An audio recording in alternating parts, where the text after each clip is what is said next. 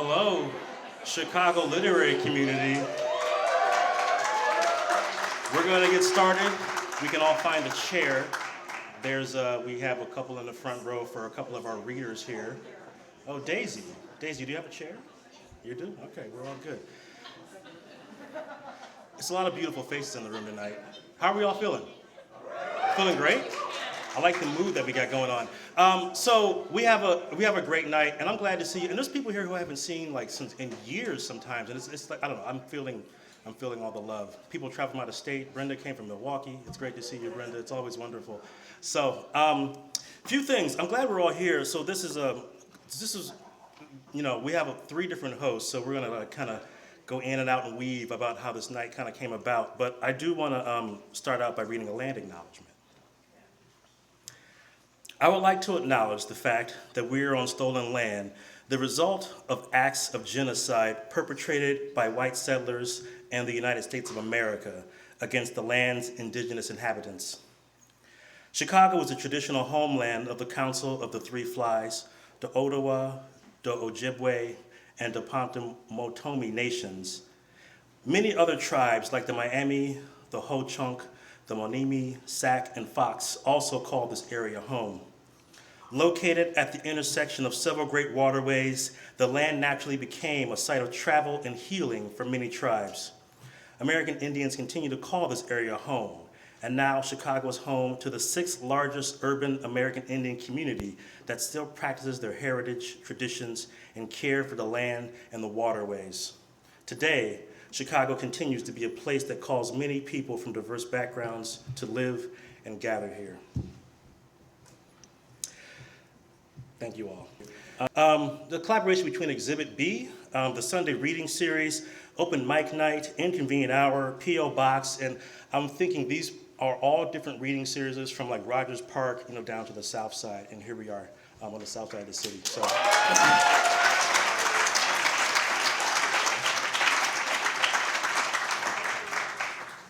Are we ready for some literature?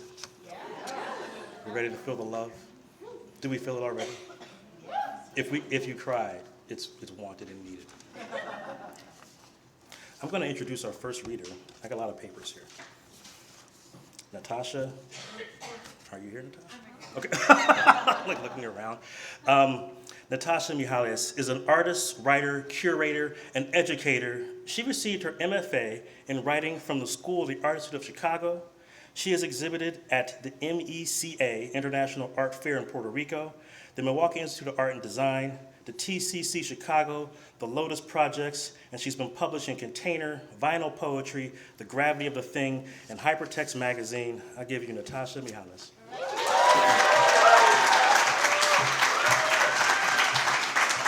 Alrighty. Okay. I just want to thank Jeff, Ben, Kenyatta, everyone that came together to organize this event. And I also just want to shout out ICER themselves. Yeah. So I had the privilege of participating in an advocacy day that was organized by ICER last year, and they did such a fabulous job in preparing us to advocate directly with the House and the Senate on the Fund Our Futures campaign. So I want to just encourage y'all, if you have interest and if you teach young people, I highly encourage planning to make a field trip to Springfield for an advocacy day with ICER in 2026 if you're looking for your next step in supporting this work.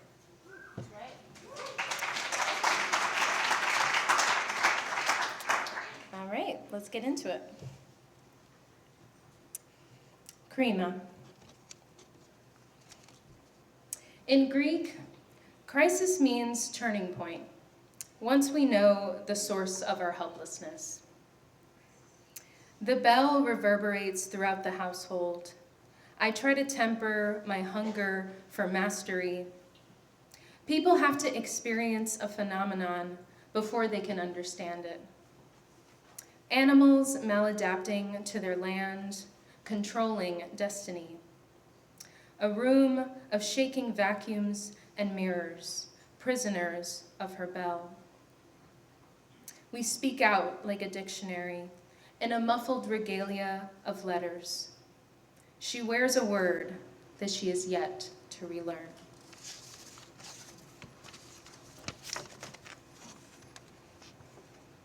Broadview. The building laid with brown brick, people laying their body on a fence, their soft flesh rubbed red from the towering cage. What flag are we capturing?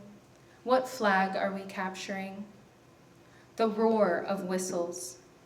Awake or asleep, we spend our days counting the streets, the skies, the bodies, the cars. They are calling this a war from within. The head of a war is singing at midnight because that's the only time they're alone. The body of a war is muscle suffocating its own bone. The idea of separation, its shadow being love. The love between a mother and child, and the idea of their father. What flag are we capturing? What flag are we capturing? We scream at the lake, and it roars back. We roar at the flag, and it screams back. Capturing the idea of love. Shadow of mother and child, the body of their father. A war suffocating. The head calling at midnight, because that's the only time they're awake. The roar of our days, counting from within. The streets, the skies, the bodies, the cars, alone. Whistles, people on a fence, soft, red, singing, capturing cage, brown, brick, bone laid. The flesh building. What body are we towering?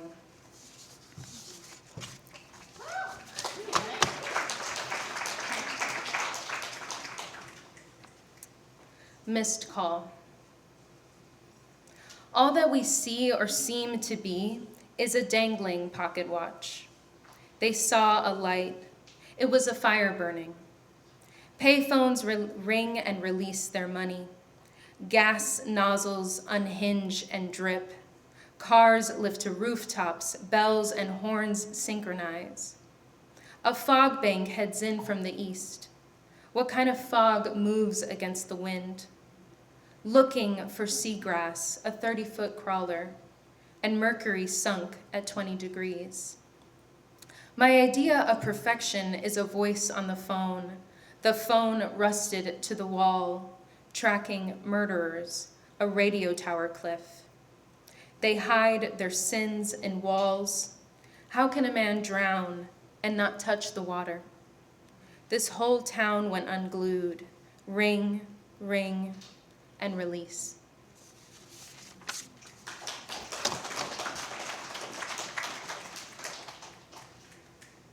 The right kind of animal. I was bred for meat, to sing for sun or moon, to howl while breaking rib cage, to moan because you told me. I am licking my paws. You said I am an animal. You presented it as luxury. Eat, sleep, fuck, kill. Animal as sport. You're betting on me to make you thousands from the way I move just fast enough. There is an archery to the operation. They are trying to reach the bag limit of us, the city as camouflage. They send out the slate call, buck, doe, fawn. They will have a field dressing, extraction of spirit and stone. The order of operations for slicing up the animal, each part, cutting across the grain for tenderness, separate into 4 corners and backstrap, get meat cool quickly. Am I the right kind of animal for this?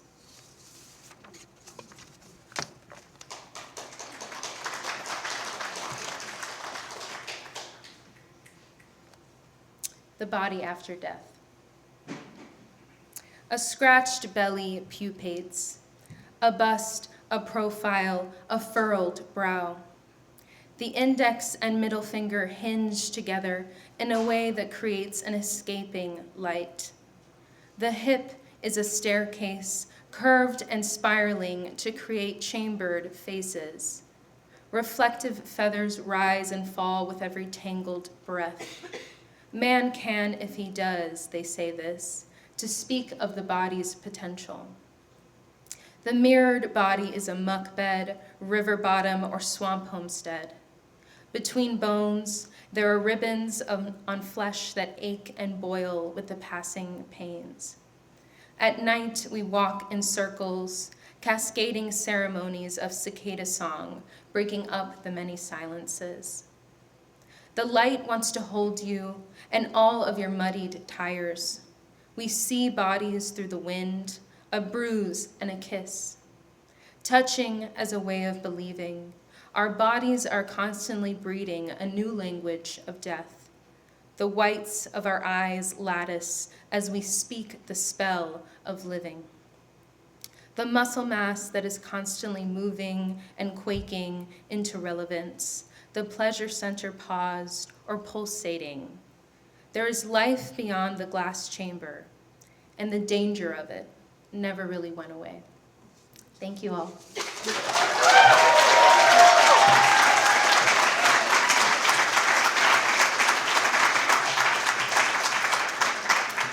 Keep it going for Natasha Mijares. Sorry. So before I introduce our next reader, I'd like to quickly introduce myself and give some shout outs and some context. My name is Ben Nespajani, and I host the reading series Neon Night Mike at the Whistler up in Logan Square. About 2.5 months ago, Jeffrey Wolf, who hosts an Inconvenient Hour, he's somewhere around here right now, he emailed a bunch of various reading series hosts to see how we could help our Chicago community while counteracting the chaos of our current administration. Other than sharing Instagram stories when ICE is in our neighborhood and amplifying donation pages, I was also at a loss for what else I could do. So we met in person to brainstorm, then again to finalize details, and 10 weeks later, here we are.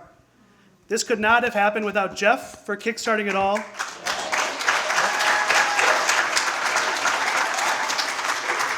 As well as Simone and Kenyatta, who co-host the Sunday reading series.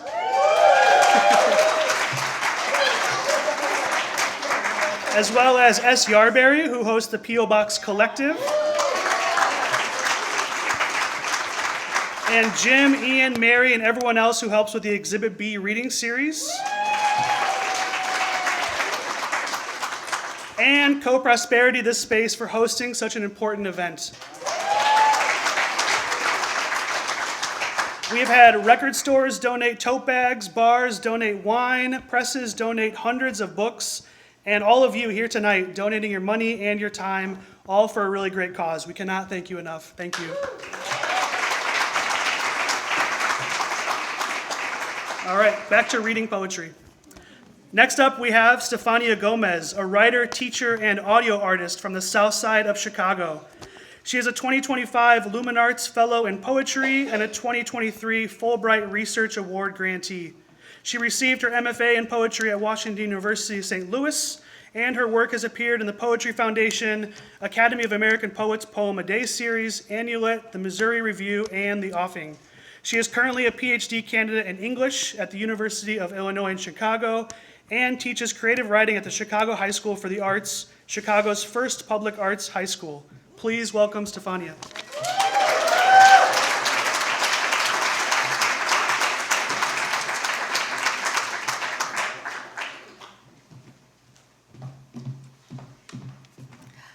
Hi everyone, how are you doing?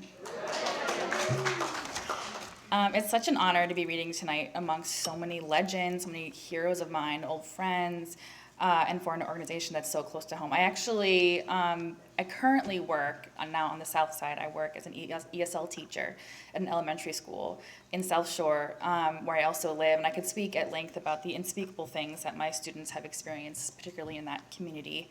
But instead, I want to tell you about two of my students, two seventh graders that I have, and they're both Venezuelan refugees, and their names are Andrus and Yaisimar. And Andrews kind of has a crush on Yaismad. He wants to ask her to be his girlfriend. And so I told him, he should bring her something nice when you ask her, a little gift or something. So the next day he comes with this bracelet he found. I don't know where he found it. No way. I'm like, Andrews. Then it has a little, it's one of those like nameplate, a little silver nameplate bracelet. It's really nice, really sweet. But look, and the name says Teresa. I said, Teresa.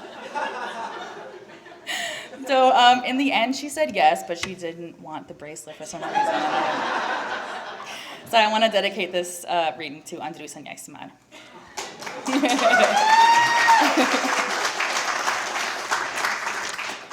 So these are poems that I wrote while living abroad, and I was researching a group of political refugees. They were refugees of the Spanish Civil War, which took place about 100 years ago, but which feels increasingly relevant. Civil War memoir. Living, she wrote, isn't as important as remembering. She carried Las Meninas in an iron slip from El Prado, replaced it with straw bags and naked piles of earth. At the sound of detonation, she nearly abandoned it in the street, bright with gunpowder, and one after another shepherded paintings onto lorries to Switzerland, undamaged but changed when once more returned to what had been their country. The one where now, like the playwright who fled it with nothing and recreated Lear from memory, I am replete with graceless mistranslations, speech dotted with a poet's Spanish. The look of a court fool in a Velázquez, Maria Teresa discovered to be blurred with mold. There are so many men whose faces I can picture more easily than my grandfather's. Which language did he speak too softly to hear towards his end? Towards Maria Teresa's, her memoir became a stranger's. In the library, its ripe pages smell of a house as a child I think I loved, its jam-colored bottles coated in dust, its sweeping ceilings which fit all the old masters.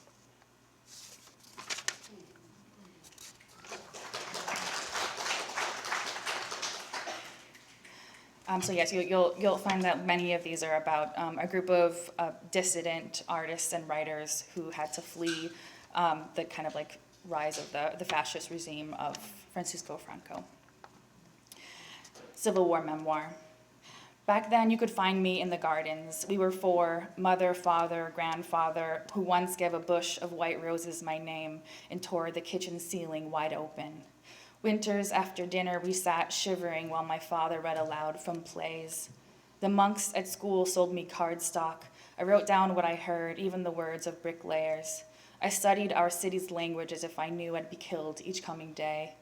Because they deserved to be with one who loved them, I stole chrysanthemums from the neighbors. Once I struck the quietest boy in my street. He cried. He came right back to me.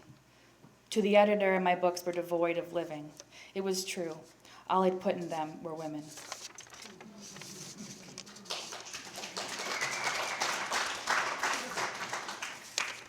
Letter to Juan, 1960.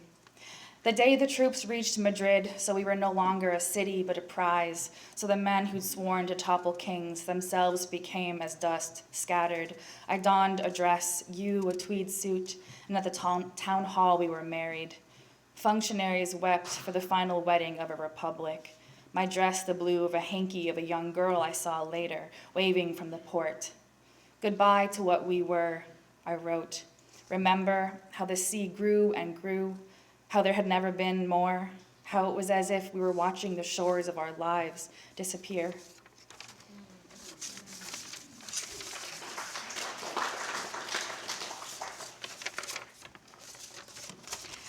This is about an amazing modernist painter. Her name was Maruja Mayo, and her legacy was just kind of totally forgotten. And I think a lot of it had to do with, the exile and et cetera, but also I think part of it was that she was so beautiful and she broke so many hearts that everyone was just like, wow, we're too bitter. We're way too bitter. So this is about an image I found of her sketchbook. Untitled, Light and Shadow Studies. From the same angular face, against light cast three ways, emerges a new soul. Is that how a soul is? In one, the widened eyes of a miner shot on the shores of Gijón. Next, a young woman staunching grief for her country. And the third, a mouth set. From the decade before her death, not a photograph remains of Maruja without a thick pencil lining her eyebrows, lashes, shining lips. For years, she cloaked herself in Buenos Aires. There were Spanish painters who never spoke to her again for this, men mostly. What is a nation but a disguise? Even generals wear their costumes. Even the sea washes up its set pieces. Even buildings dress in drag. Even the architecture burned. Even those flames shed light. Thank you.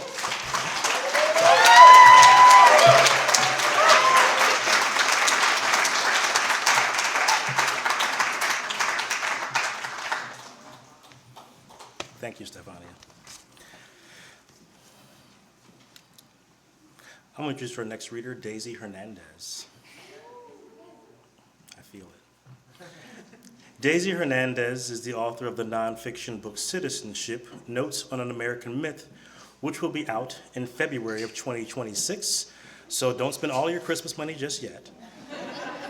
Her nonfiction book, The Kissing Bug, A True Story of a Family, an Insect, and a Nation's Neglect of a Deadly Disease, won the 2022 Penn Gene Stein Book Award and was selected for an inaugural title for the National Book Foundation Science and Literature Program. She is the author of the memoir, A Cup of Water Under My Bed, and co-editor of the feminist anthology Colonize This. She's an associate professor at Northwestern University. Daisy Hernandez.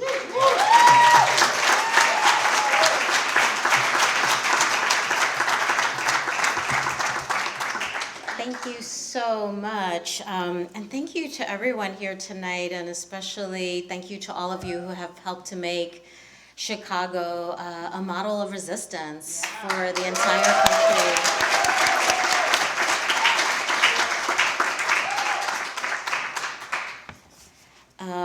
And yes, I teach at Northwestern, so I also want to say for anyone who's thinking about an MFA program in fiction, poetry, or nonfiction, come see me afterwards. We have a generous stipend, $46,000.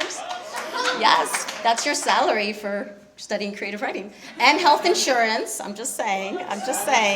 So it's a good deal. And thank you so much to the poets for letting me crash with you tonight. I'm gonna be reading a few pages from this new book. In South Florida, early that morning, the sun towered over the front yard of my parents' home. My dog sniffed at a spot where the neighborhood cats had peed, and I greeted the man who arrived next door to work on his daughter's house. In his 60s, balding and overweight in jeans and a white t-shirt, he shared that he was completely renovating the home. She wants to take out all the walls, he told me in Spanish. Everything's gonna be new. His daughter had recently moved in, and he had installed a privacy fence around the property for the German shepherds and golden retrievers they bred. The man wanted to know if my small dog, a rescue, was spayed. She was. "Why'd you do that?" he complained. "You could have had a good litter." I smiled politely.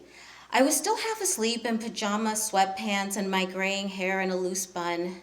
But I continued the conversation because it was our first meeting, and I lived so many miles from here, from my parents and my tia, all of who had moved to Florida in their elder years. I needed to confirm that this neighbor was a decent person, someone I could call on if anything should happen, a bad fall, a memory lapse. So we talked about the house renovation and Cuba. He was Cuban. "You married?" he asked. Despite myself, I smiled. In other cities where I have lived, Manhattan, San Francisco, DC, people generally ask me what I do for work when we first meet. Here in South Florida, in Hialeah, where most residents are Cuban American, most people first query if I am married and how many kids I have. Later, sometimes hours later or days later, as an afterthought, they will ask, "You have a job?" The man next door wanted to hear if I was married, and I debated whether I was awake enough for the conversation, where I told the man that I was not technically married, but my sweetie and I had been together for many years, And I used to call myself bisexual, but pansexual was probably the right identity at this point. Except I did not know how to say that in Spanish. And my sweetie is non-binary, and I also did not know that word in Spanish. I thought about my parents and my tia, and that I did not know what it would mean to them if I came out to this neighbor. I did not know him well enough to gauge the potential for hostility. And worse, I was a coward. I did not want cruel words or even indifference directed at me, not this early in the morning, not when I had not prepared. I was as decent a spokesperson on LGBTQ matters as the next queer, but only when I had my notes lined up. But only when I had my internal notes lined up for the fight, when I had anticipated the pelea. You married? Yes, I told him. Where's your husband? I am not the kind of queer who grew up keeping a secret about myself. I did not spend middle school devastated by crushes on girls. I did not walk into the local Catholic church, my chest heavy with the shame of an unspoken sin. I was, as a teenager, boy crazy, the walls of my bedroom festooned with magazine clips of young white actors. I'm not going to tell you who. I began college anticipating that my romantic life would follow the plotline of the Harlequin romance novels I consumed. He and I enduring trials and tribulations before a blissful wedding day. When I met lesbians and queers in college and found, to my astonishment, that my body and my heart had been a secret even to me, I rewrote the romance novel in my head. It was the late 90s, and I trusted wholeheartedly that the hard fights for queer rights had been fought and won and were done. To speak of queer citizenship is to speak in plural, queer citizenships, since it has so much to do with where and how we grew up, the ways in which we experience our hearts and our bodies, the multiple ways in which our bodies and faces are read by strangers and family. And queer citizenships have so much to do with the jobs we have, the schooling we did or did not get, the policing of the streets we call home, the passports we hide under our mattresses, and the papeles our primas and mothers and hermanos hold in their hands. It has so much to do with the particular place we call home. During the 7 years that I lived in Southwest Ohio, I braced myself every time a new neighbor or the emergency plumber or the barista asked about my husband. I chose the pronoun she instead of they when making medical appointments for my sweetie to avoid a long conversation with the receptionist. When I told a new therapist that my sweetie is non-binary, the woman fumbled through a series of questions, and finally, frustrated with her own understandings of gender, she demanded to know if my beloved wore a skirt or pants. Often during those years, I counted my blessings. Spotting a pride flag, even a tiny one in a front window in my College Hill neighborhood, was a blessing. So were the smiles when strangers complimented on my t-shirt emblazoned with the phrase, "mighty queer." When my sweetie moved in and our neighbors, black and white, working class and middle class, embraced us, I concluded that we had won a private lottery. Now I live in a white neighborhood in Chicago.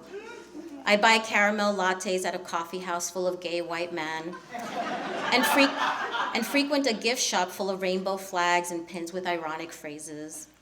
At the local tea shop, I indulge in nostalgia, observing the queer BIPOC youth flirting with one another. In the summer, gay young men and middle-aged men walk by holding hands, and gay men push baby carriages. I chat at the park with a lesbian couple who, like us, have adopted a rescue dog. And in conversation with new neighbors and friends, I learned that it is possible to hire a gay real estate agent, a gay lawyer, and a gay accountant without leaving the neighborhood. This neighborhood would not have been possible at one time in Chicago, and it is still not possible in so many corners of the country. And so while I treasure this place, I have no delusions about it. This exists precisely because so many other communities will not welcome us. And at the same time, this neighborhood has come to replicate white America. Houses here now sell for more than $1 million, and even small condos fetch close to $400,000. Once a haven for lesbians, the neighborhood is home more often these days to gay white men and straight married couples with white-collar jobs, luxury cars, and finished basements. To be queer and confined to one area of a city or a state or a country is to be reminded that full citizenship, full political and social membership remains out of reach, and that racism and capitalism take the highest toll on the most vulnerable among us, which means that walking home one day, I notice a bundle of trans pride balloons tied to a wrought iron fence across the street at the Walgreens parking lot. My throat tightens. I tell myself to calm down. It's probably a trans pride event now that the days are growing warmer. Folks are ready to show off their short shorts, their open-toed heels, their political t-shirts. I wait at the corner for the cars to let me cross silently, pushing myself into anticipating happiness. And then I am on the other side of the street and reading the flyer which announces that the street will be renamed for Elise Mallory, a Black trans woman and advocate who was known here for years, and who I later learned had recently moved farther north out of the city, and whose body turned up in Lake Michigan. Her death ruled a drowning. To be queer is to think of safety, its proximity, its tenuousness, its illusion. But that does not mean that every queer is concerned with safety in the same way. Before Elise died, 2 gay white men in my condo building said, "I was wrong about the neighborhood. It's not as safe as you think," one told me. He wanted to add security features to the building, a camera and a gate that locked. Thank you.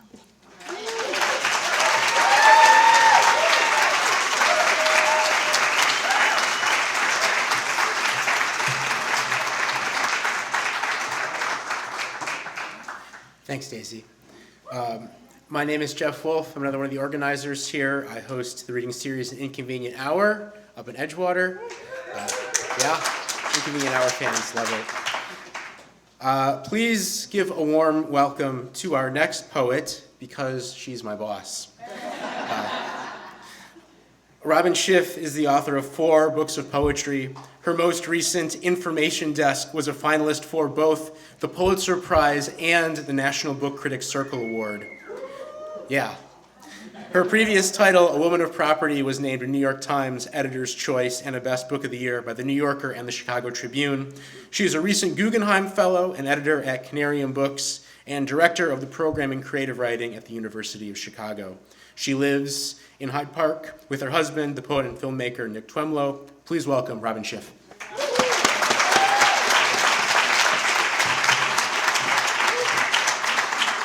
Thank you, Jeff. I'm so moved to be here. The seriousness of the work that we're supporting tonight. I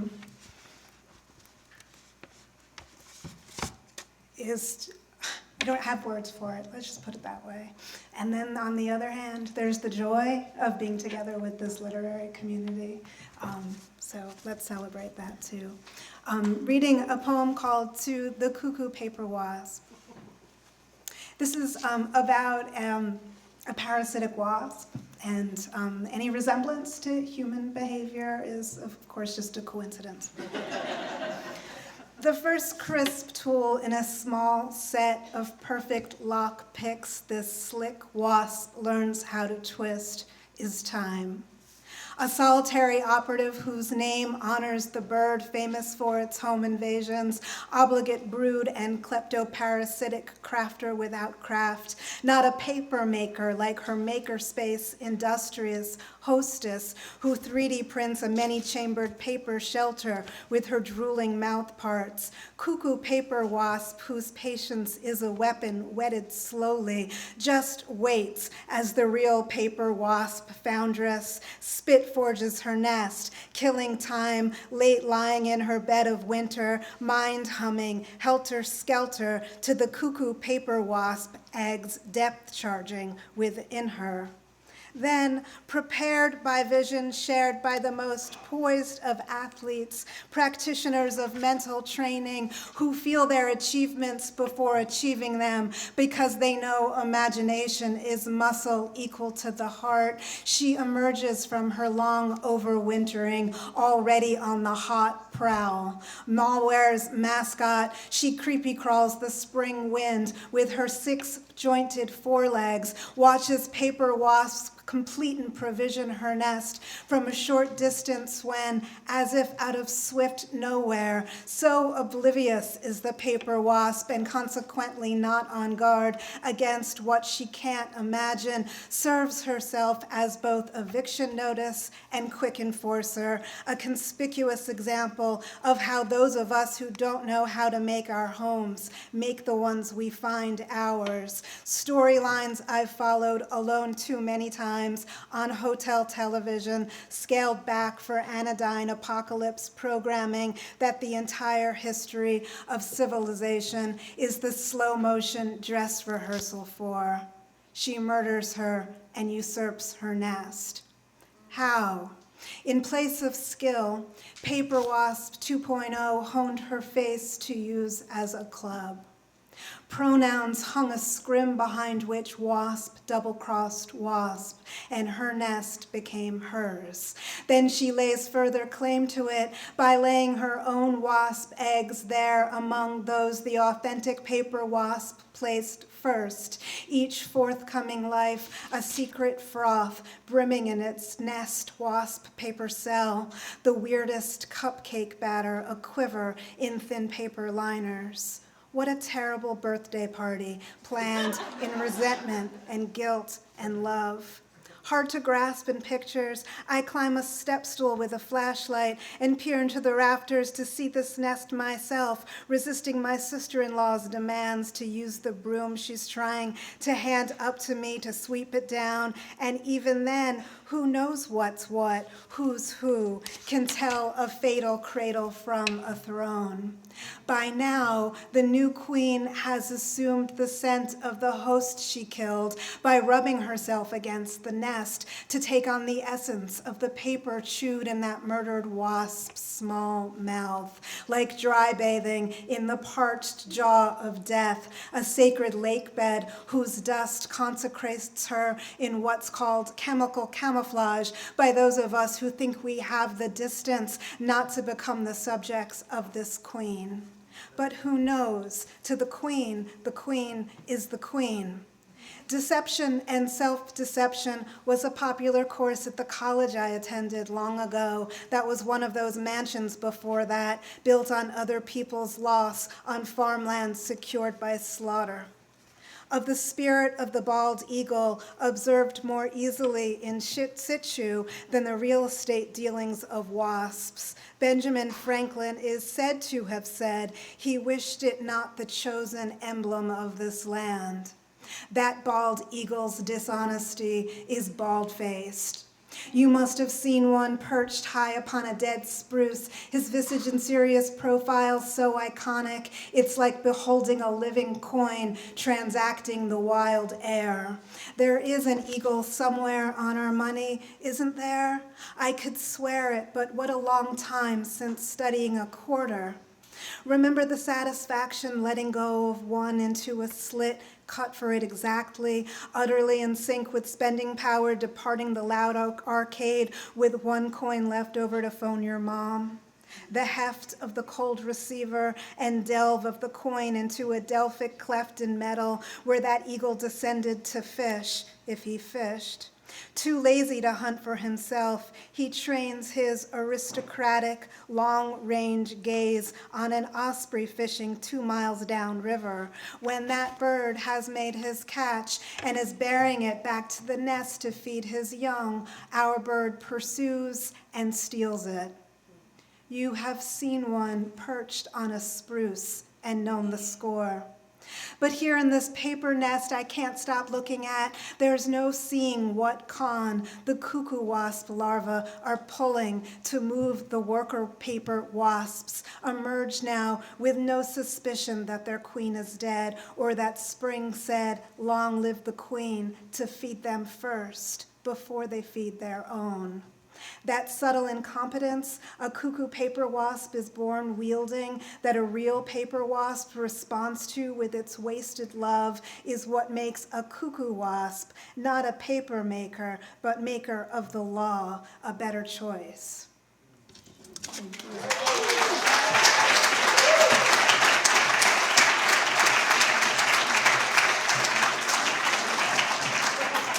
Keep it going for Robin. That was incredible. That was such a hypnotizing read. I forgot that I had to come up here after that.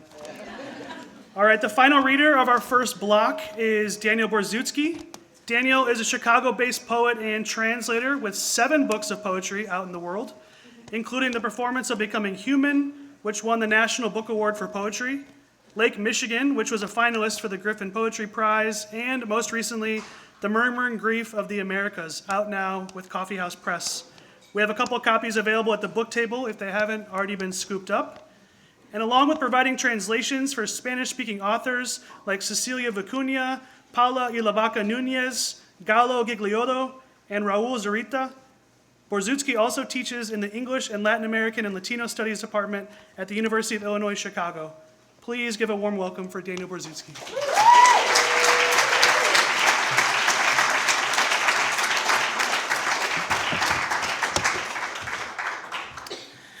Thank you so much. The only tolerable thing about the completely intolerable and violent and fascistic occupation of our city by ICE has been the way in which Chicago has organized in response to it and shown its support.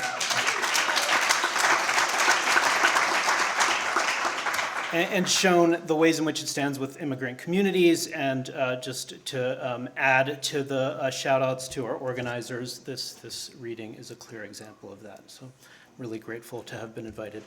I'm going to read a few poems from my book, Lake Michigan. Lake Michigan was published in 2018 in the aftermath of the cover-up of the shooting of Laquan McDonald.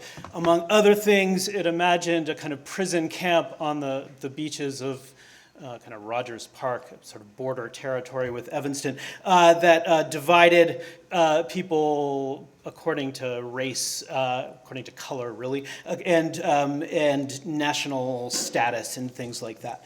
And so I've been thinking about this book quite a bit over the last few months. It's written in scenes and acts as a kind of play. Lake Michigan, Scene 1. They beat me even though I did nothing. I don't know what day it was, but they beat me on the beach. They beat me with iron paws. The migra ordered the police superintendent to beat me. He ordered an officer to beat me.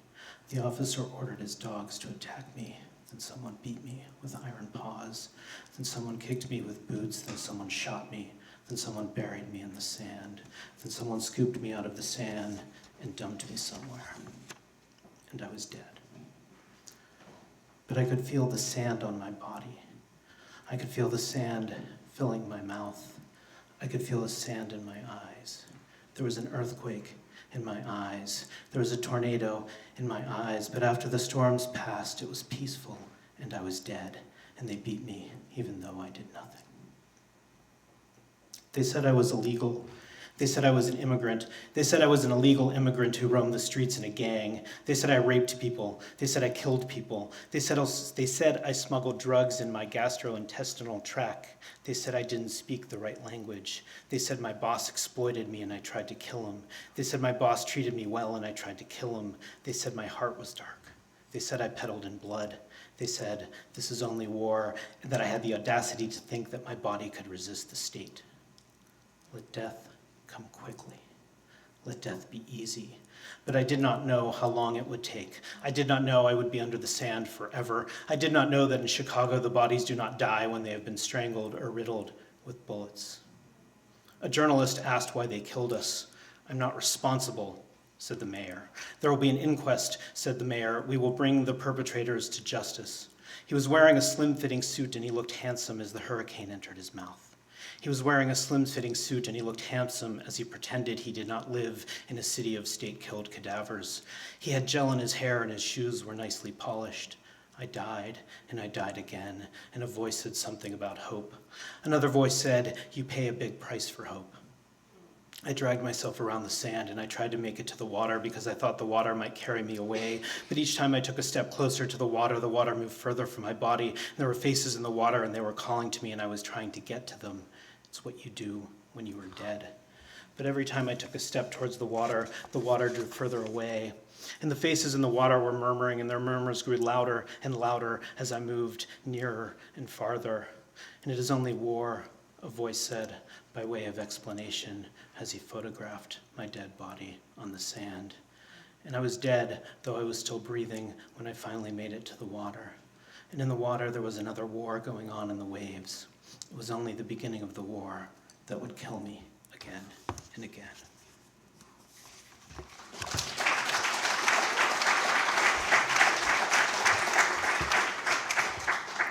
Lake Michigan, scene 17.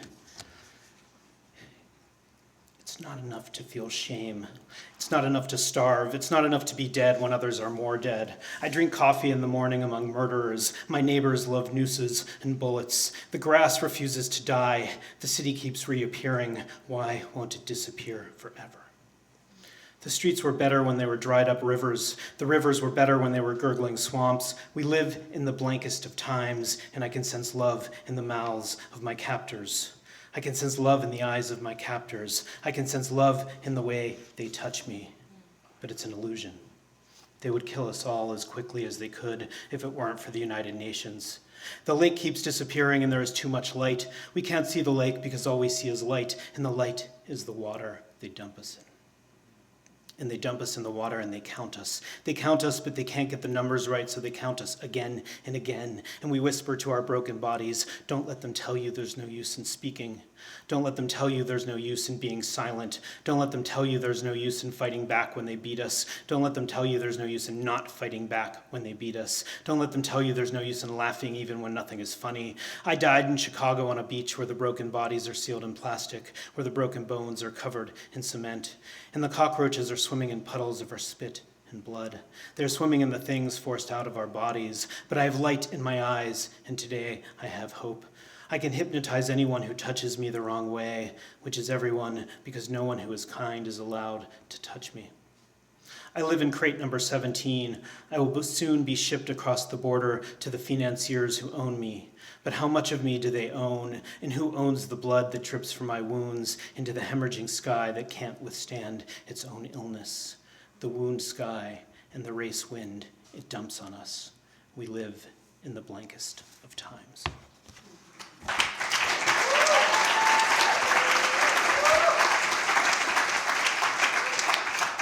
And I'll conclude with the title poem from my last book, The Murmuring Grief of the Americas. There are children crossing the river.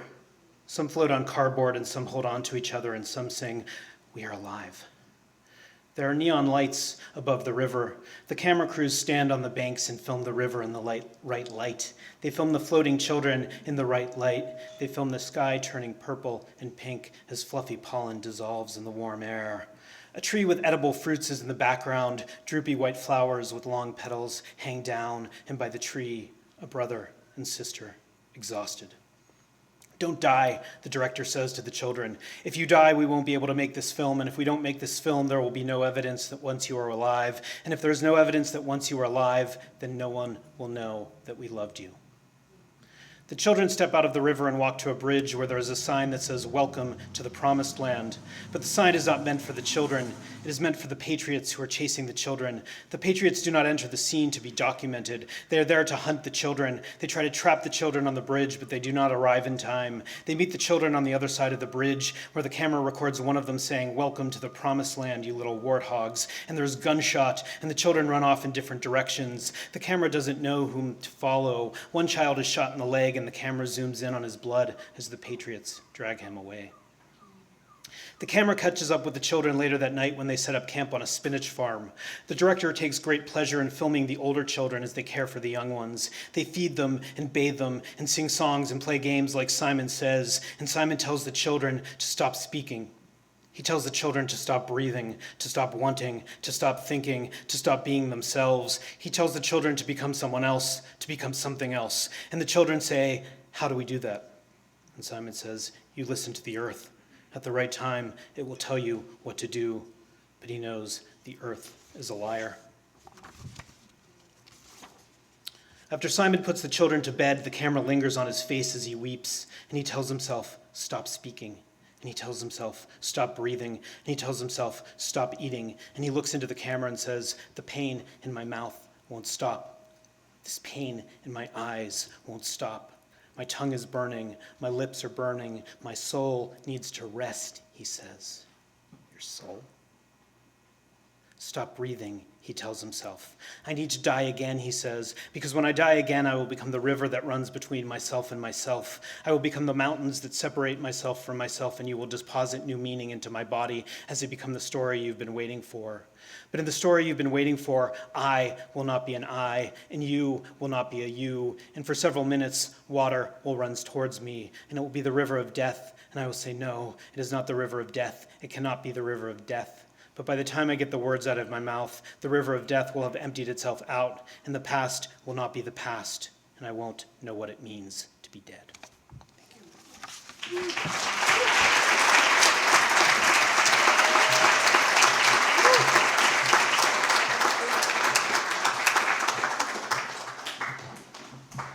Thank you, Dayton. Before we take a break, we're going to have a representative from ICER come up, so I'm going to introduce Carrie Covey to come speak to you briefly.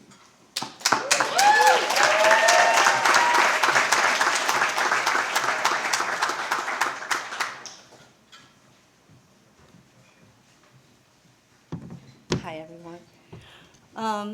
My name is Carrie Covey. I'm the Senior Development Director at ICER, and I'm really excited to be here tonight. My original career goal was to be a professor, an English professor, so this does not work for me at all, and I'm really excited to be here.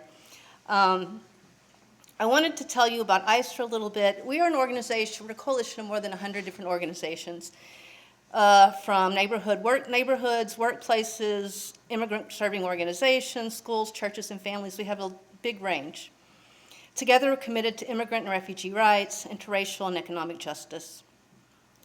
We believe at ICER in a world where everyone can live and work with dignity regardless of immigration status.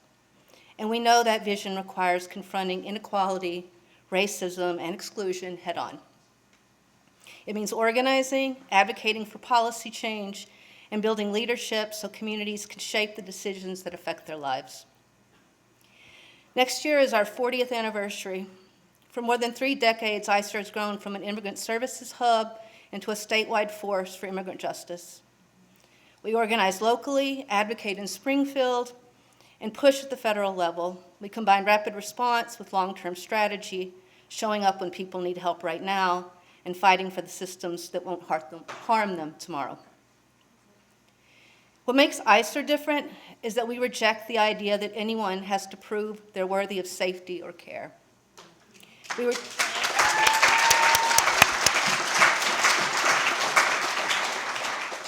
reject the narrative of the good immigrant versus the bad immigrant. We reject criminalization of our communities. We reject valuing people just for their labor. We integrate programs, policy, and organizing because real protection comes from power, and that's what we do. We build power together. Tonight is about art and community, but it's also about sustaining this work. And ICER exists because people believe that solidarity matters and that collective care is something we practice and not just talk about. Thank you for being here, for supporting our work, and for standing with immigrant communities across Chicago and Illinois. One of the things we say now is we're all organizers, and we're proud to be part of this community, and we're so grateful to all of you here tonight. So.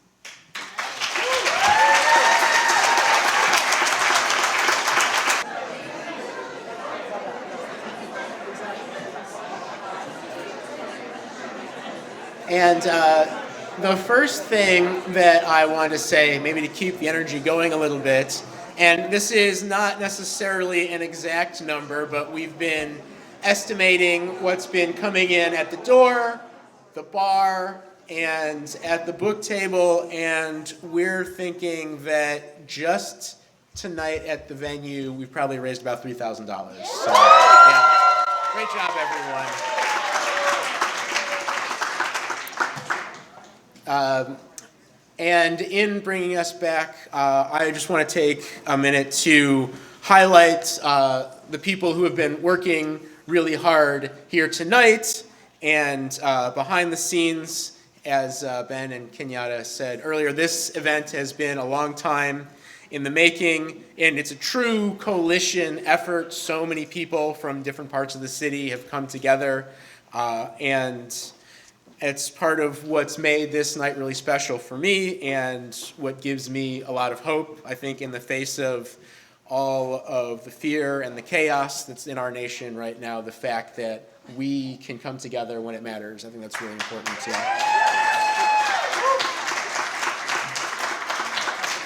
I want to call out a few people by name, Jim Stewart and Ian. Ian, I never asked you how to pronounce your last name. Who have been mostly working the door tonight, but have really been taking the lion's share of the behind-the-scenes work, coordinating logistics, doing media outreach, so much more. S.C. Arbery, Justin Rozier, Alex Wells Shapiro have been doing a lot of great work behind the scenes, coordinating with ICER and things of that nature. Simone Munch of Sunday Reading Series, and Kim Embris, our faithful bartenders tonight, slinging drinks. Mary Cerny has been involved with a lot throughout the process. She's working the book table with my good friend Kelly Engelbrecht. Thanks to them for selling books. Ben Nespajani, my fellow co-host, who has been doing a lot of work behind the scenes, coordinating media, coordinating books, and also sharing the hosting duties. And also Kenyatta, our incomparable master of ceremonies, bringing a lot of power to the mic every time. Thanks to Megan Lamb and Jennifer Carmen and Robert Close and all these other people who have showed up and given us their hands to help set up. Thanks to everyone here at Prosperity at the venue. Thanks in advance to everyone who's going to help us put all of this away when we're done. Thanks to all the editors who donated books, and to the readers who are donating their time and attention tonight, which as a writer in this overwhelming world, I think is the biggest gift that you can give anyone, is your attention and your presence. And thanks to all of you who made a point to be here tonight, and so many other people who I knew were not able to make it but still gave donations anyway. It's really, really been heartwarming. And I just want, before we move on, everyone to just sort of take a moment and just take in the room, all the people here, just feel the energy, the solidarity, the positivity. Hold on to this, remember it. We're probably going to need it later, but we know that we can do it, right? We've done it tonight. We've been doing it for months. Whatever we have to face as a city, as a nation, we are not alone. This is what community looks like, what solidarity looks like. Everything we need, we have it. We have it right here. Yeah. Thank you. So let's continue the show.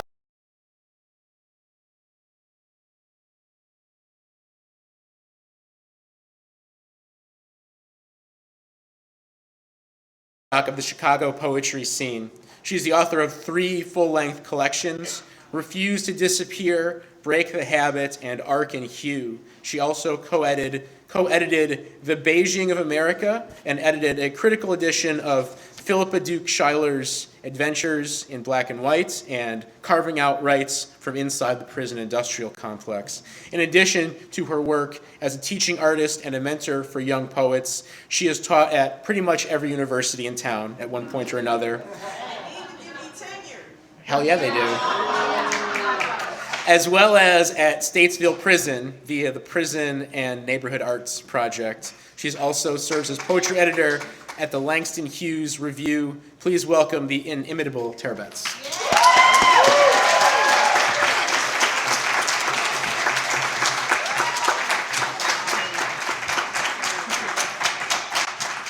Jeff trying to make me cry and whatnot.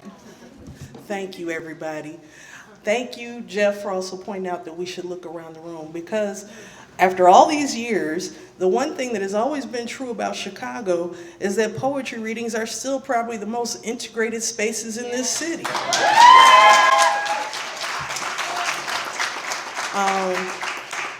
And I think it's interesting when they talk about the history of poetry in this country. It is so East Coast centered. It is not Midwest centered. It is not activist centered when they talk about this city where activism is in the water. So, with that being said, I'm going to read a brief paragraph for a poet who gifted us with more novels and essays than poems. So this is from James Baldwin's letter to Angela Davis. It says, make sure I got the right part. You know I'm old and reading off a phone. Okay. If the American people are unable to contend with their elected leaders for the redemption of their own honor and the lives of their own children, we, the blacks, the most rejected of the Western children, can expect very little help at their hands, which, after all, is nothing new. What the Americans do not realize is that a war between brothers in the same cities on the same soil is not a racial war, but a civil war. But the American delusion is not only that their brothers are all white, but that the whites are all their brothers. So be it. We cannot awaken this sleeper, and God knows we have tried. We must do what we can do and fortify and save each other. We are not drowning in an apathetic self-contempt. We do feel ourselves sufficiently worthwhile to contend even with the inexorable forces in order to change our fate and the fate of our children and the condition of the world. We know that a man is not a thing and is not to be placed at the mercy of things. We know that air and water belong to all mankind and not merely the industrialists. We know that a baby does not come into the world merely to be the instrument of someone else's profit. We know that democracy does not mean the coercion of all into a deadly and finally wicked mediocrity, but the liberty for all to aspire to the best that is in him or that has ever been.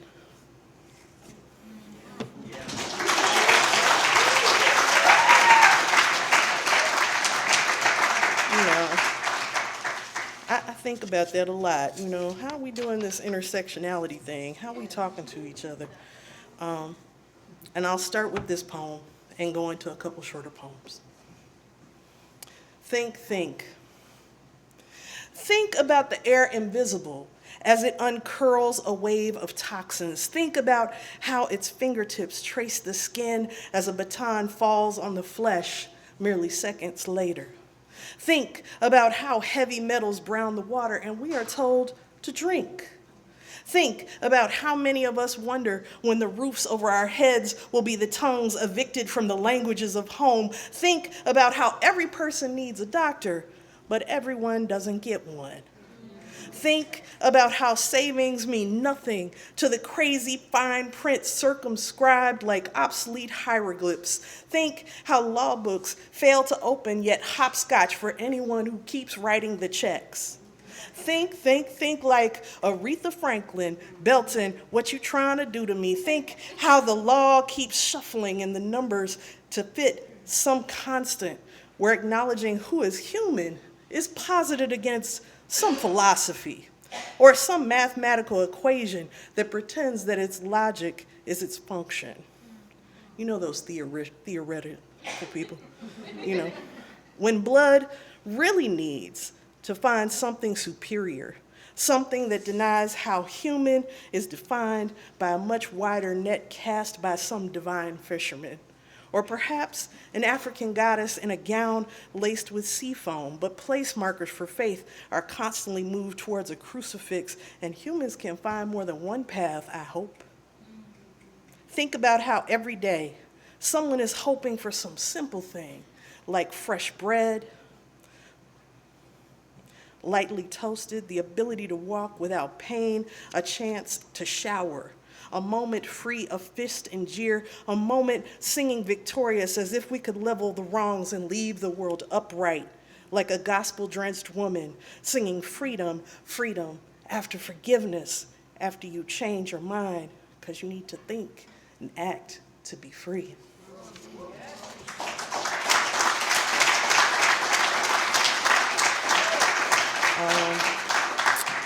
I've been thinking a lot about that, right? Like, we come to events like this and then we're like, we felt good, we did something. Do something else. Make your plan for what's next tonight. And not that you have to go out and lead the whole protest. There's a lot of things we need to do. One of them being stay healthy, outlive the president. I'm sure most of us will. I started thinking about outliving the president when I wrote this poem, Stay Lit.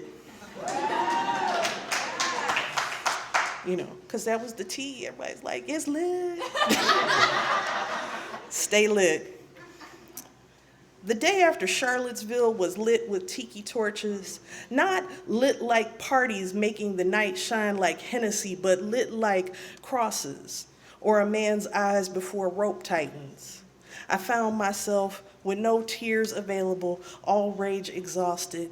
I walked to my kitchen and concentrated on tearing kale leaves, dark and crinkly, brisk with crisp life for chewing. I whipped olive oil, toasted almonds, Dijon, salt, and pepper into dressing because I could not subjugate my heart with any more hurts. This healthy choice, one of many I make, is made to outlive as many people who pose as cisterns of hate as I can. I am a woman who celebrates the daily failures of ignorant assassins. So the clutter is swept away after chopping shallots, stirring the browned butter beans and grilled asparagus, topped with toasted croutons, warmed in my own oven, sustaining this body, feeding this conviction to lean into the future, burn brighter and longer than any torchbearer.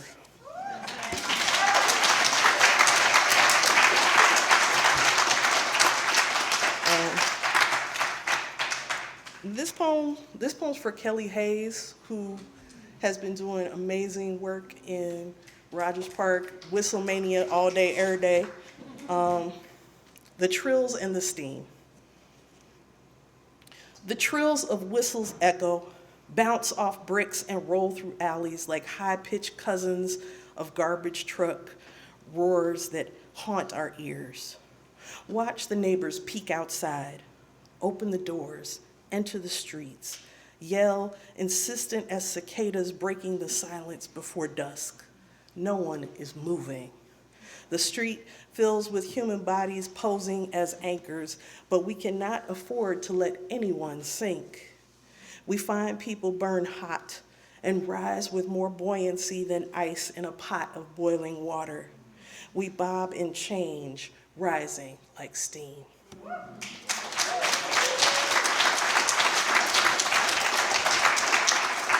You know, I always tell my students I'm boring. I don't have all the cool flags. I don't have this, I don't have that. But I'm like, I just want everybody to be free, happy, healthy, and safe. I don't think that's a lot to ask. And then I get, called names on the internet if I say that, Or my favorite, when they like to be like, you're old and fat. I'd be like, but I can still steal your man. I'm trying to be good. I'm trying to be good in these streets. Anyway. So I'll read this short poem inspired by our Chicago matriarch, Gwendolyn. It's inspired by Gwendolyn Brooks. Very short. Are you ready? Even if you're not ready for the day, it cannot always be night. Gwendolyn Brooks. Now, even if you're not ready for anything black, it cannot always be white. And even if you're not ready for the women, it cannot always be the men. And even if you're not ready for the spectrum, it cannot always be a binary. And even if you're not ready for the poor, it cannot always be the rich. And even if you ain't ready for the thickness, it cannot always be a bone. And even if you're not ready for the fight, it cannot always be the dance. And even if you're not ready for the dance, it cannot always be the fight. And even if you're not ready to begin, it cannot always be the end. Thank you.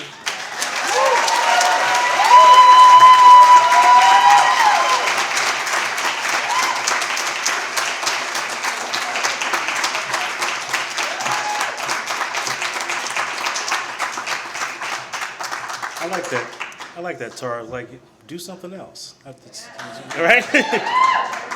Actually, really thought a lot about that as you said that. Thank you, Tara. You are a staple of the city for sure. That's right. I'm going to introduce our next reader, Brenda Cardenas. I'm like fangirling at myself as I stand here. Brenda Cardenas is the author of Trace by Red Hen Press from 2023, which is an amazing book if you've not read it. Yes. Right? Yeah. It's amazing. Winner of the 2024 Society of Midland Authors Poetry Prize and silver winner of the 2023 Forward Review Indie Poetry Prize. Her poems and essays have appeared in many anthologies and journals, including Poetry, the Library of America Anthology, Latinx Poets, The Art of Poetry, Brave in the Body, Prairie Schooner, Good River, Tab, and many, many others. Cardina has collaborated on projects with musicians, visual artists, and choreographers. Cardina has also served as a faculty for the 2021 Cantamundo Writers Retreat and as the 2010 Milwaukee Poet Laureate. Cardenas is an associate professor of English at the University of Wisconsin-Milwaukee, where she won a University of Wisconsin System Outstanding Women of Color in Education Award and the English Department's Faculty Graduate Teaching Award. She lives in Milwaukee. She came all the way here. Brenda, you're an amazing person. With her husband and poet Roberto Harrison and their dog Maya, I give you Brenda Cardenas.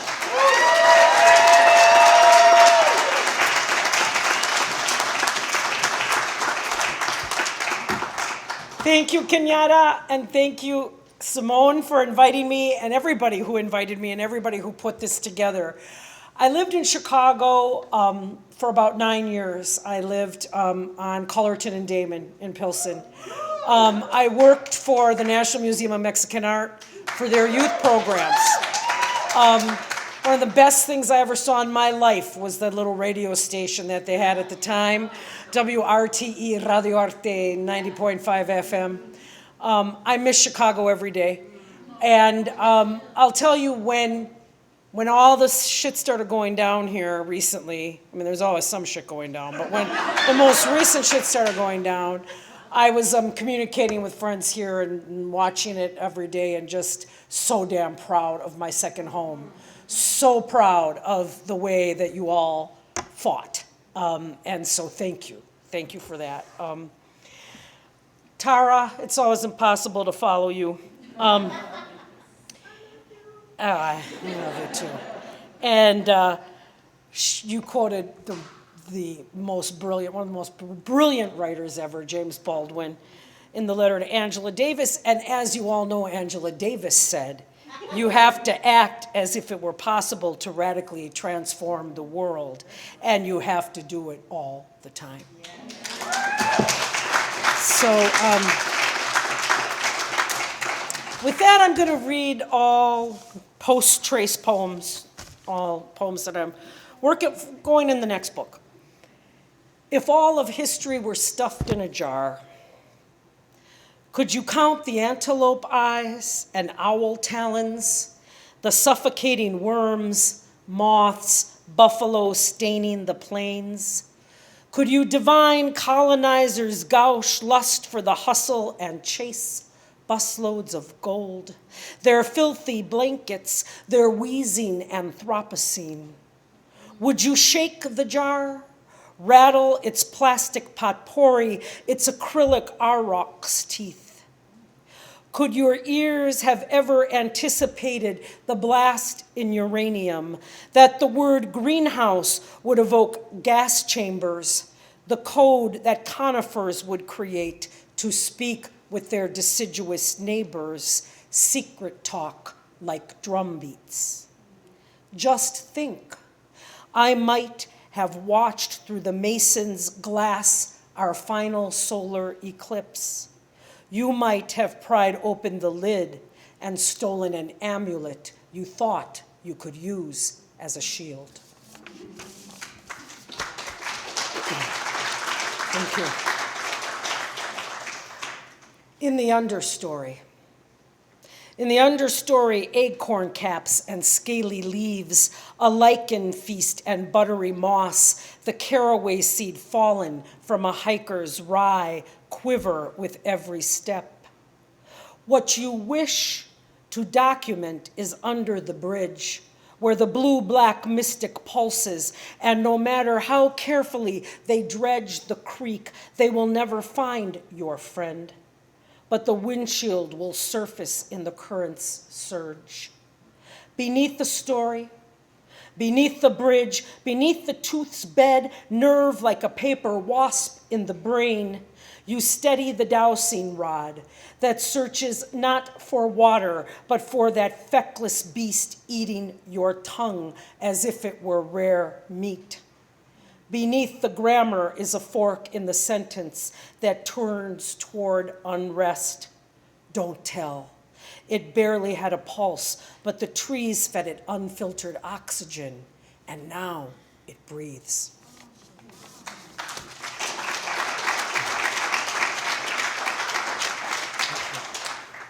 Rotations.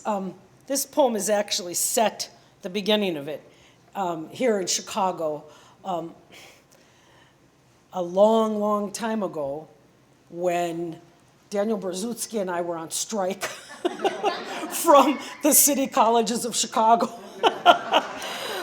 So, rotations. Once my footloose friend was riding her bicycle downtown, scarf fluttering like a tiny kite in her wake as she followed a voice she knew was mine, pulsing through a bullhorn, all firestorm and quake. Hell hath no fury like a teacher stripped of her health insurance. Once I felt a glass building shake as my 2 palms among hundreds slammed its walls, business busting immigrants into shards to ship in a box. I was a messy crone, even in my youth, eyes rolling 360 like a doll's, trying to see everywhere at once. Isn't that what it is to be a citizen? A kitchen door, a camera? Now, smoking guns still smoldering in my head, I bring blankets, water, a young friend shaking her lion's mane into a roar as she glissades into the crowd, a film of all our heroes behind her eyes. This is my legacy, teeth ground down to cracking, a tool hanging from my keyring to cut the razor wire holding us back.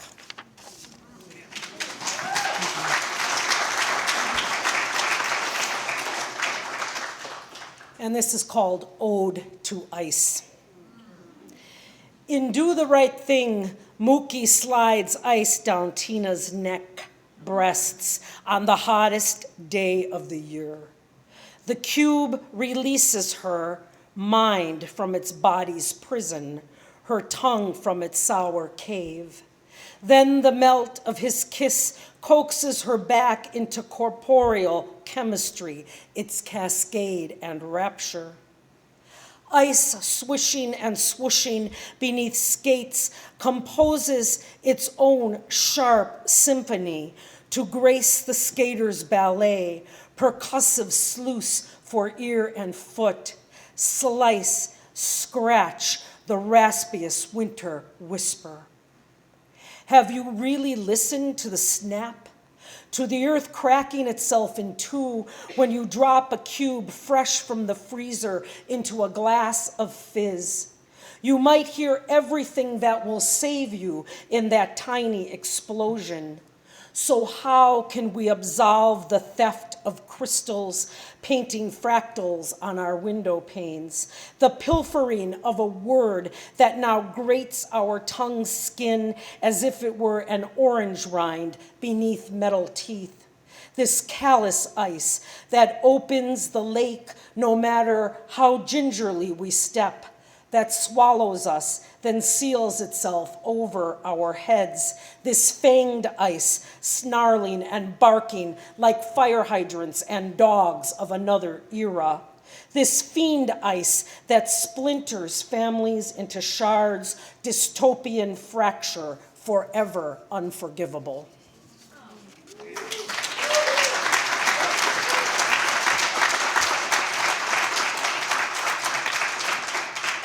You know, they steal our words, they steal our language, right?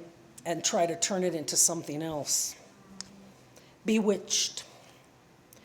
Bewitched by abuela's beat at 1:45, piercing our quarantine. Bewitched by the fur growing on her chin, by the greedy king who measures us according to how silent he can keep our tongues. Bewitched by rats who ate a baby boy in a tenement of the segregated North that has always refused to see itself, promised land that wasn't. Bewitched by the chorus of shame forever humming its catchy tune in our names.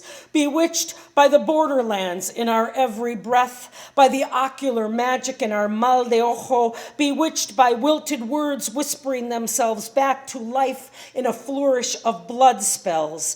Bewitched by the mermaid tails beneath our pantalones, their fins always flapping to freedom. Bewitched by the jinn who do not respect the rich king and his false dragons, bewitched by a sacred pyre that beckons us to story this world, then dance, bewitched by the yeast that still rises, no matter who is baking, no matter who is breaking the bread.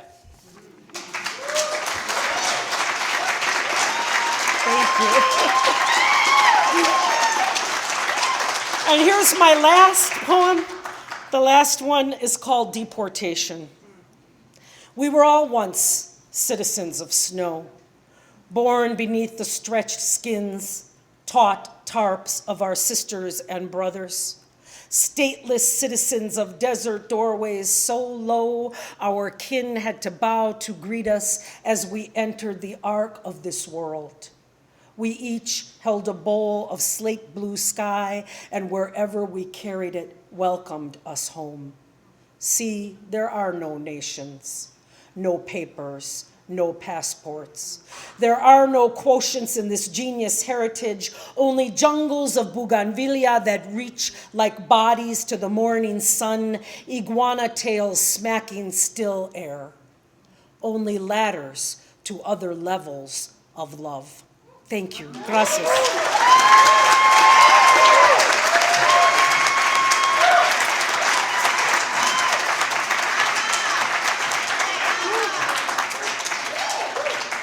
Damn, that was good.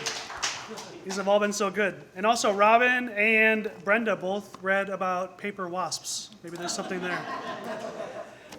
Okay, from one poet laureate to the next, our second to last reader of the night is also Illinois' 6th poet laureate, Mark Turcotte.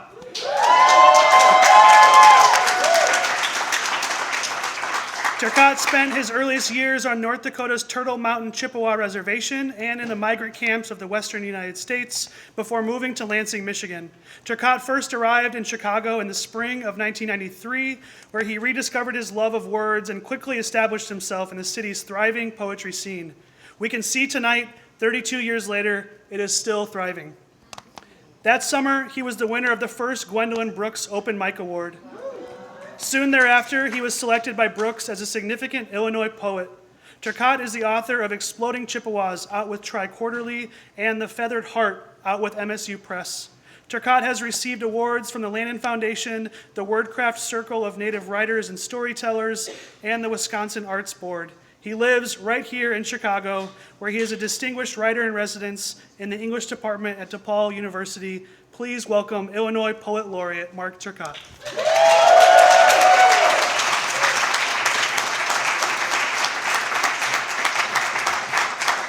Thank you, sir. Everybody hear me okay? Yes. How about now? Yes. Still? Yes. Okay. Thanks, everybody. Imagine being some sweet little poetry-loving person in pastoral Wisconsin, and you're walking into a library or something going, oh, the Poet Laureate of Wisconsin is going to be here, and in walks Brenda Cardenas. Imagine what it does, the good work that is done in those moments, right, Brenda? Yeah, absolutely. I used to know Brenda when she was the, how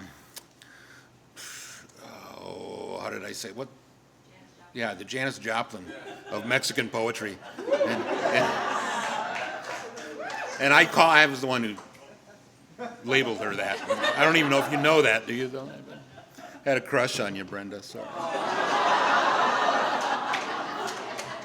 And speaking of crushes, Tara, are we still on for Honey Bear on Monday? Brunch. We're going to Honey Bear and it's not even our birthdays. Amazing. Sorry, man. I have a hard time with all this, like, bios and reading. I got out my phone for no frickin' reason at all. I'm really self-conscious about that stuff. Anybody in this room could be our Illinois Poet Laureate. And I'm honored to have my chance at it. I'm really glad to be here. I'm honored to be here. I can't remember the last time I was involved with a reading with this many writers and wasn't irritated by the time it was my turn.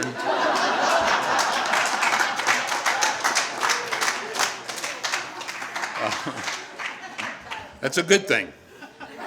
Everybody who has stood at this microphone to share their work has said something that reminded me of something that I had forgotten, and I thank you for that reminding me.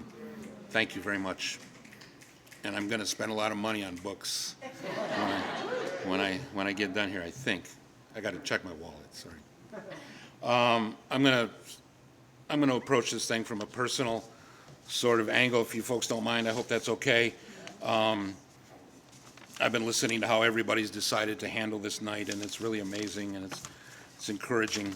I do want to mention this little thing. My sweetheart, my wife Susan, let me know about this. I hadn't even heard about this yet, but apparently the Prairie Band Potawatomi Nation and an LLC that was doing work for them, signed a federal contract to study and design ICE detention facilities. And the Potawatomi Band, the Prairie Band Potawatomi Nation, found out what this group of people in cubicles had done and fired all of their asses and canceled all of those fucking contracts. Because I know this is the kind of story that becomes a thing like, well, the Potawatomi are supporting ICE. It turns into that bullshit, speaking of stealing our words. And I just want to quote the Potawatomi Band. As a sovereign nation, our values guide the decisions we make, and we acknowledge that this contract does not align with our principles. So that's the real story on this. I've been trying to honor the 5-year-old boy that I used to be who never thought he would ever find himself in this space or the many spaces that I'm now finding myself. So for that guy. As a child, I danced to the heartful, savage rhythms of the native, the American, the un-American, Indian. In the Turtle Mountains, in the round hall, in the greasy light of kerosene lamps. As a child, I danced among the long jangle legs of the men, down beside the whispering moccasin women in close circles around the old ones who sat at the drum, their heads tossed, backs arched in ancient prayer.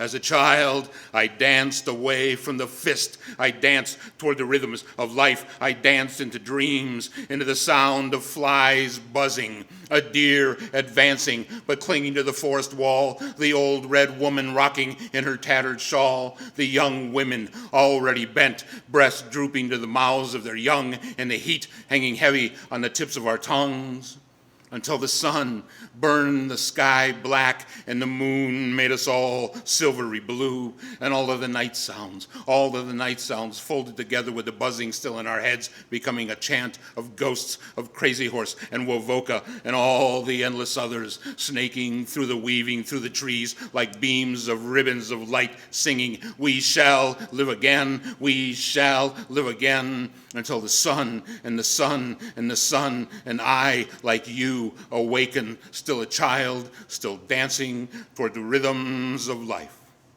Thanks.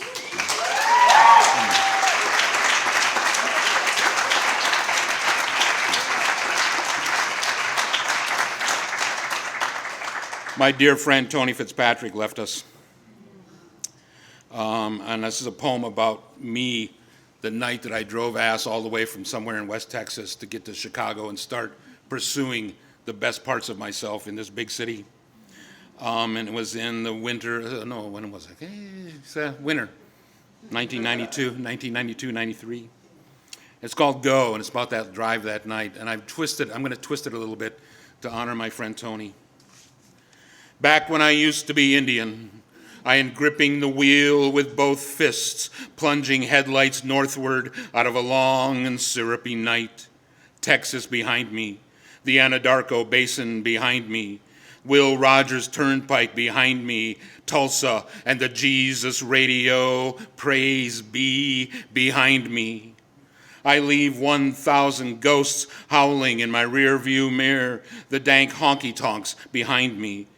Easy heated flesh, flickering tongues forked with poison, empty hands, boot-scootin' rodeo queens, stagger, two-step in my red taillights glow. I stop to fill her up, drowse over one last plate of biscuits and gravy, a bottomless cup of coffee, and then I'm on the road again. Just west of St. Louis, a nodding hitchhiker catches me with his sign that says, "Mother, Funeral, Detroit." And even though I'm pretty sure he's lying, as he climbs into the car, I say, "Man, if you need to, you can sleep all the way to Chicago." Ahead, the pavement shimmers, the ancient Mississippi flows. I cross over. Silent sun and morning dew make grassy stars, the hum of rubber on the road, the telephone poles, lines lead to lines, to the edge of this city rising, where we both wake up and praise be, I swear I hear Tony Fitzpatrick singing on my fucking radio.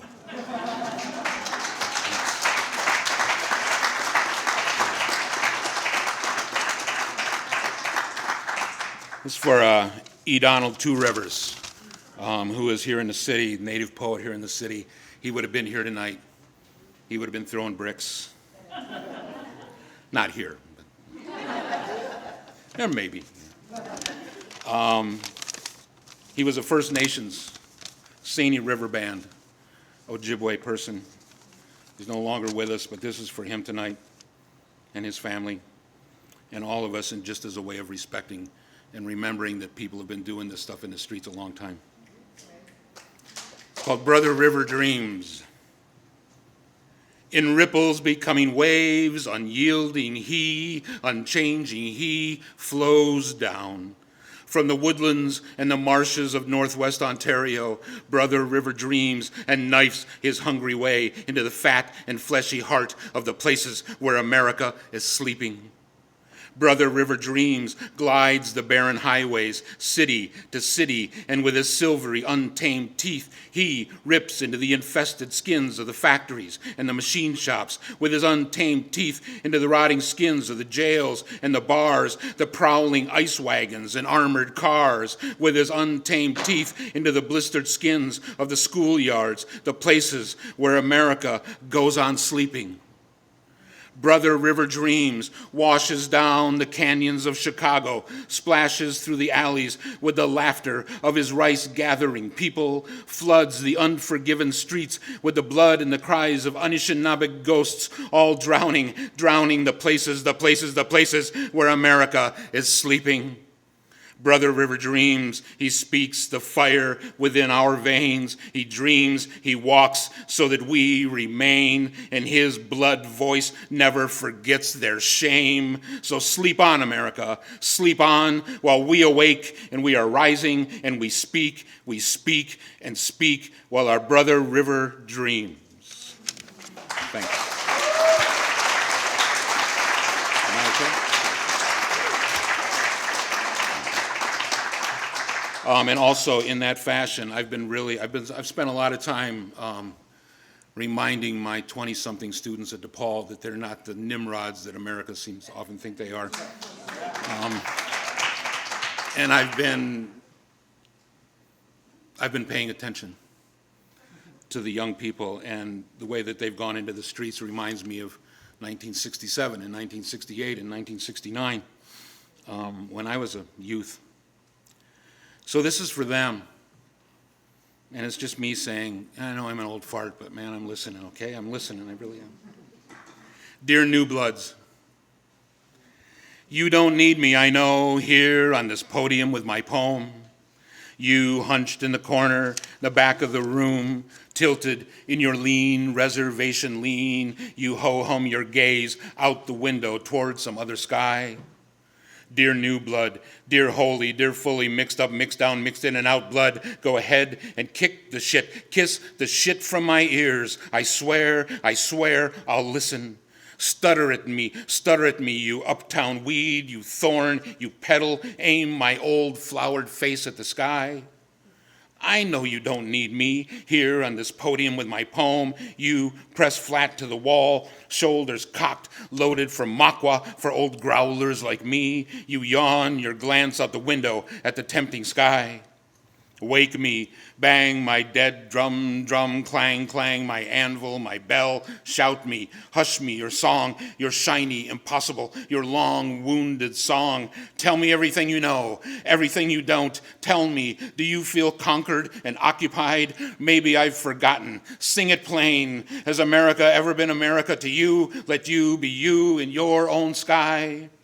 Sing, deep Chaco, deep Minneapolis, deep Standing Rock, deep Oakland and LA. Sing, deep Red Cliff. Sing, Chicago, deep Acoma, deep Pine Ridge and Tahlequah. Sing and mourn. I think you too were born with broken heart. Rise, smash your un-American throat against the edge of that reddening sky.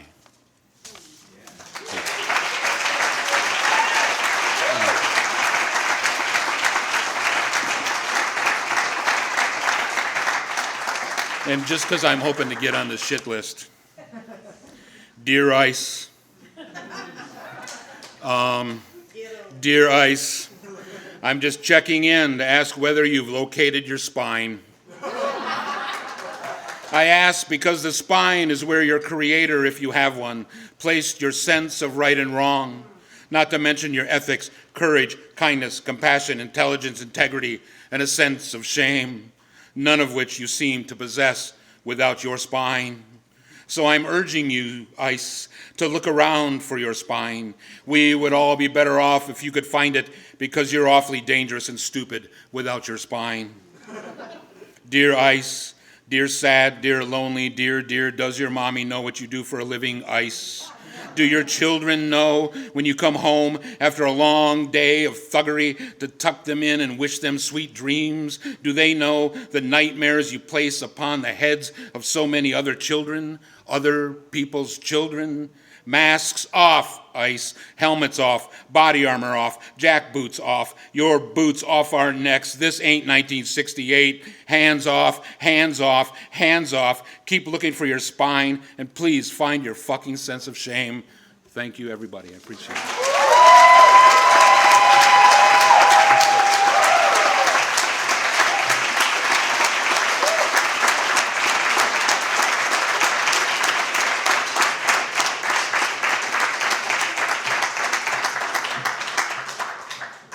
Thank you, Mark. I'm going to introduce our last reader, Erica L. Sanchez. I think I first saw Erica read poems in the basement of a church like about 12 or 13 years ago, waiting for the, but you remember that? And I was like, damn, she got bars. I was like, I have to know this person. Erica L. Sanchez is the daughter of Mexican immigrants. Her debut poetry collection, Lessons on Expulsion, was a finalist for the PEN America Open Book Award. Her debut young adult novel, I Am Not Your Perfect Mexican Daughter, was a #1 New York Times bestseller, a National Book Awards finalist, and a Tomas Rivera Award winner. Time has recognized it as one of the best YA novels of all time. Sanchez was a Fulbright Scholar, a Ruth Lilly and Dorothy Sargent Fellow from the Poetry Foundation, a Princeton Arts Fellow, a recipient of the 21st Century Award from the Chicago Public Library Foundation, and a recipient of the National Endowment for the Arts Fellowship in Poetry. Sanchez earned a BA from UIC and an MFA from the University of New Mexico. Erica holds an honorary doctorate in humane letters from the New School University. She lives in Chicago with her family. Today's her daughter's birthday. Erica L.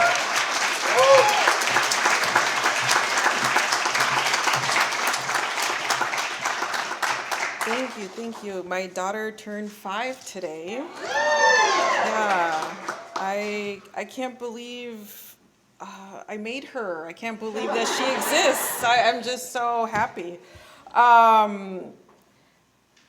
But yet, my rage these days, separate, it knows no bounds. I've been thinking a lot about my rage as a brown woman and how we are both invisible and hypervisible at the same time. We exist to serve in the eyes of many people. And so, yeah, I'm trying to cultivate that rage into art, and it's been trying, but I love being here tonight with so many beautiful people. I have enjoyed all the beautiful words, and I've known some of you for a very long time.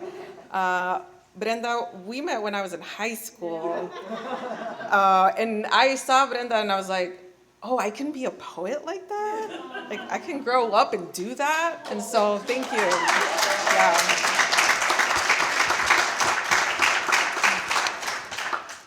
All right, I have a couple of newish poems. All right. Opening. I wanted to rip the sky open with my fingers, lie in the dirt until I became it. The door was the opening to a wolf. Whatever was inside, I fed it scraps to keep it alive. The way rift and risk looked like sisters.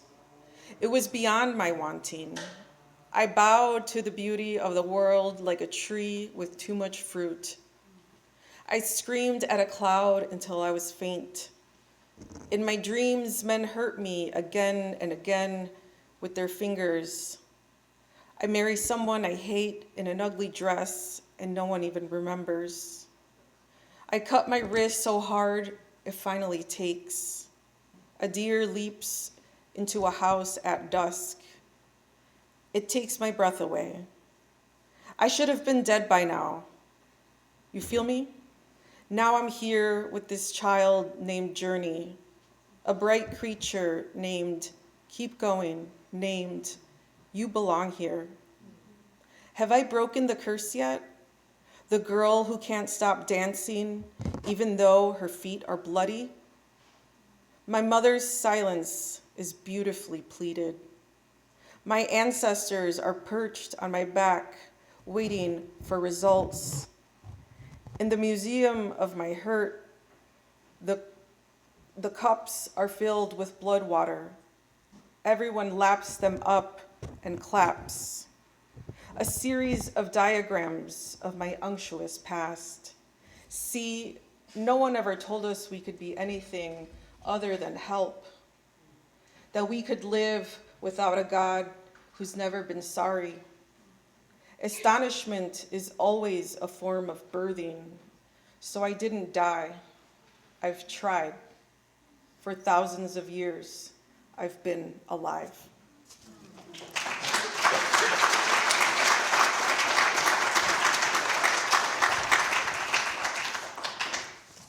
Well, this is my idea of a love poem, so here we go. Instructions for living.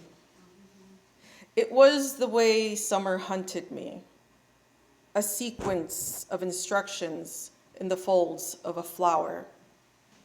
How do I explain the hatred of the sun, the terrible wonder of being alive?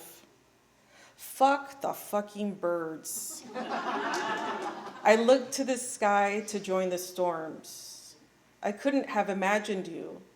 Swift as the lightning, I traced with my finger a song scratched onto a back.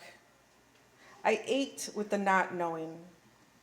On Mother's Day, I knelt and begged for something to help me. Is that God?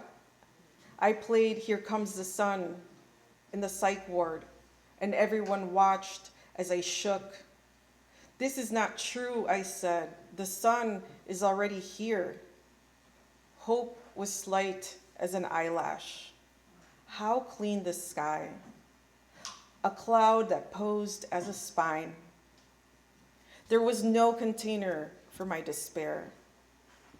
In your face, I saw a sequence of instructions. When you touched me, I named the future. Be here, stay living. I was running once. Did I tell you how I wept like that? I saw a fox, my life bound into tricks. The past is the past is the past, an idea grown in the name of the obvious. How a beloved becomes a stranger, and a stranger becomes a beloved. I can hate what is true, the thick beauty of it. I am always in the school of the dead, a bracket, an aside, a reordering. I tell you language is always a failure, a string waiting to be plucked, a song you love and cannot resolve. What's the difference between rupture and rapture? Not even salt.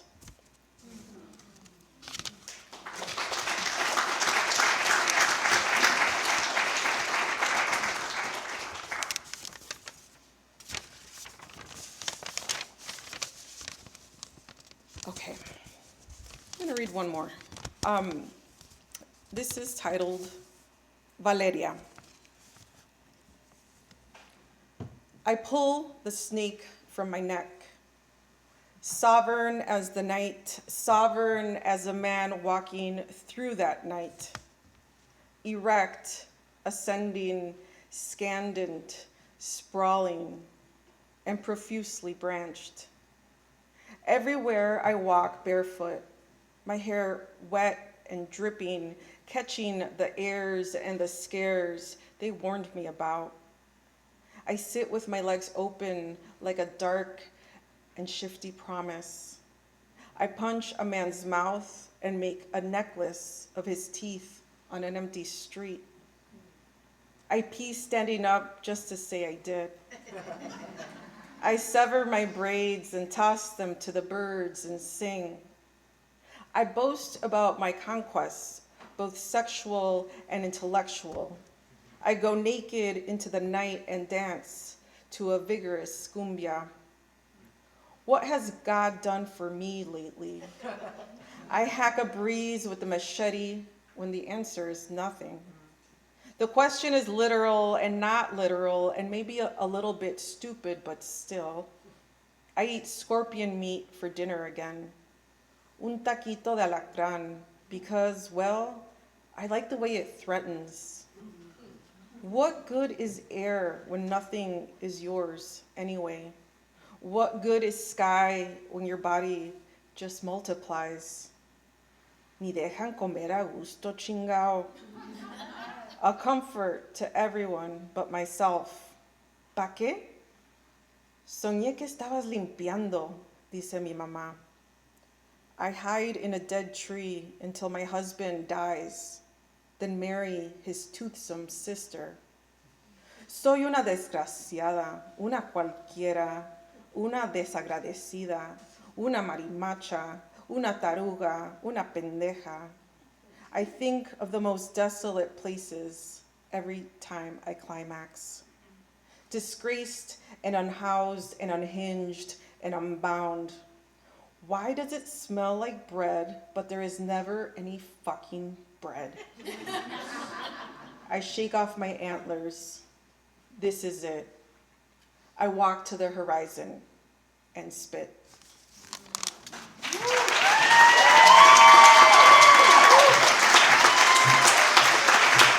We have one more round of applause for all of our readers.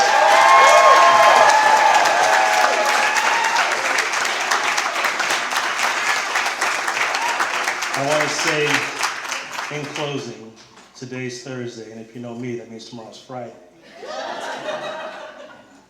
So we know what Friday is, right? Fuck that job, Friday. Jeff said earlier, taking things with you. And I think, like, if you are practicing FTJF tomorrow, write a poem. Write a poem in your notebook. Write a poem in the Zoom, in the Google Doc, you know? And if you're not doing it for yourself, do it for somebody else, right? Do something else, right? Like Tara said. I think keeping community close, you know what I mean? This is what we do, right? We create things. We're here for one another. Keeping community close and taking us with you. And Carrie, like, the Chicago literary community's come out for you. And we really much so appreciate you as well, too, and Isa.